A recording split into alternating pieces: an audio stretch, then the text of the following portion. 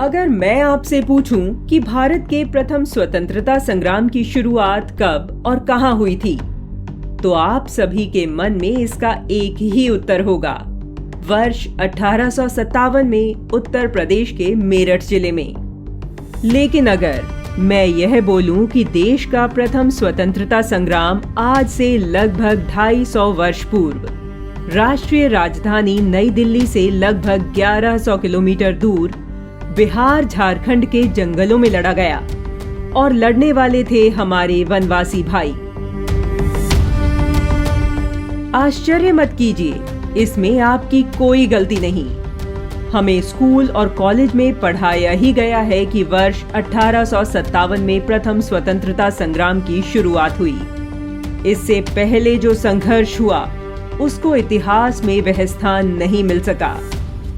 लेकिन इन स्वतंत्रता संग्रामों ने तत्कालीन अंग्रेजी सरकार की जड़ें हिला दी थी। आज इस वीडियो में हम उन्हीं संग्राम के बारे में जानेंगे। महात्मा गांधी और लोकमान्य बाल गंगाधर तिलक के स्वराज्य की अवधारणा दरअसल वनवासी जनजीवन से अवतरित है।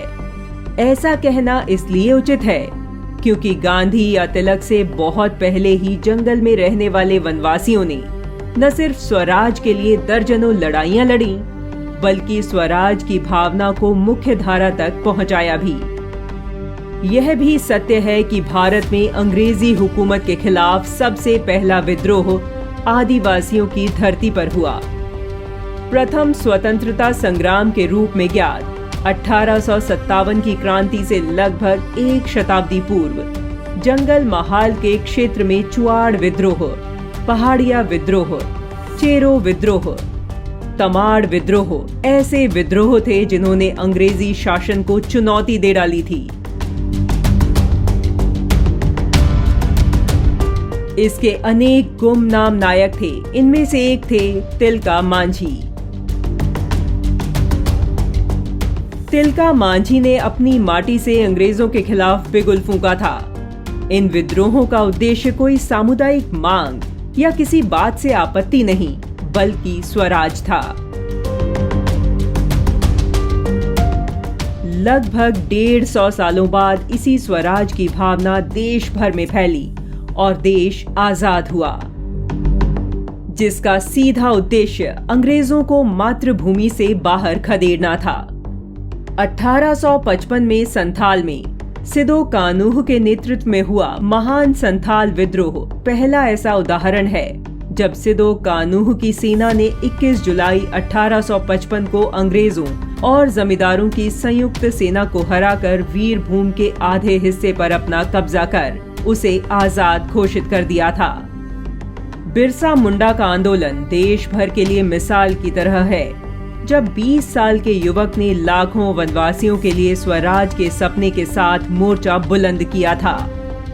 इन सब के बावजूद झारखंड और आसपास की धरती पर अंग्रेजों के खिलाफ हुआ लगभग 2 शताब्दी का लंबा संघर्ष आज भी इतिहास में अपनी जगह ढूंढता नजर आता है। तमाम दस्तावेज, शोध और आलेखों के बावजूद हूल, तमाड़, कोल या उसके पहले के विद्रोह जो सीधे तौर पर अंग्रेजों के खिलाफ हुए थे, को स्वाधीनता की पहली लड़ाई का दर्जा नहीं मिल सका है। इन आदिवासी संघर्षों में शहीद क्रांतिकारियों को वामपंथी इतिहासकारों ने समाज के आगे नहीं आने दिया। देश के आजाद होने के बाद अंग्रेजी मानसिकता वाले इतिहासकारों ने भी इनके साथ न्याय नहीं किया। यही कारण है कि देश भर के स्कूलों में पढ़ाई जा रही इतिहास की किताब में ऐसे किसी विद्रोह का जिक्र प्रमुखता से नहीं मिलता। तिलका मांझी भी ऐसे ही गुमनाम नायक बना दिए गए, किंतु जनजातीय लोक कथाओं में वे आज भी जीवित हैं। तिलका मांझी उसी संथाल जाति से आते हैं जिसे आजकल अर्बन नक्सल अहिंदू घोषित करने में लगे हैं, लेकिन वे यह भूल जाते हैं कि तिलका मांझी सनातन परंपरा और माटी के वीर हैं, जिसने इस देश को आला उदल, गोघा जैसे अनगिनत वीर दिए हैं, जिनकी वीर गाथाएं और लोकगीत सुनकर आज भी रोंगटे खड़े हो जाते हैं। क्रांतिवीर तिलका मांझी को शत शत नमन है।